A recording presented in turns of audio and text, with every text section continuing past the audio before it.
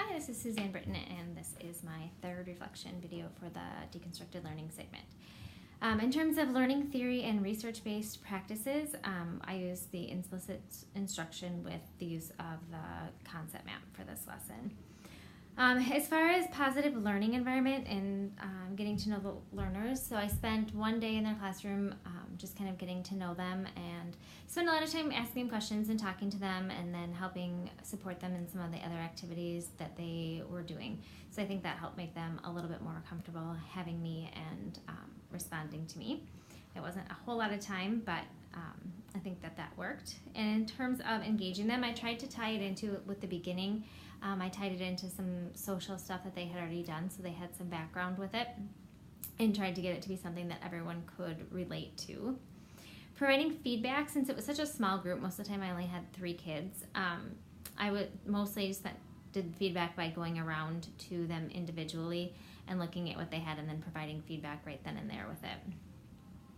If I was going to do this lesson again, I think this lesson was a stretch for them. It's kind of hard coming into a summer school group where they're not set up to do group work like this, and they're not with their standard teacher, and the teacher that they do have hasn't had a lot of time with them. So I would probably do something a little bit more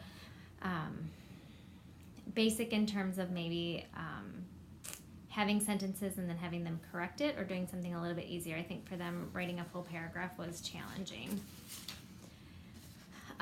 In terms of their performance, so based on kind of where they started to where they ended, I think that they did learn about writing a paragraph. I still think that they probably would not at this point be able to go in and write, if someone just said write a paragraph about something with a main idea, 3 supporting, and a closing. I think that they would need a lot of additional support with that.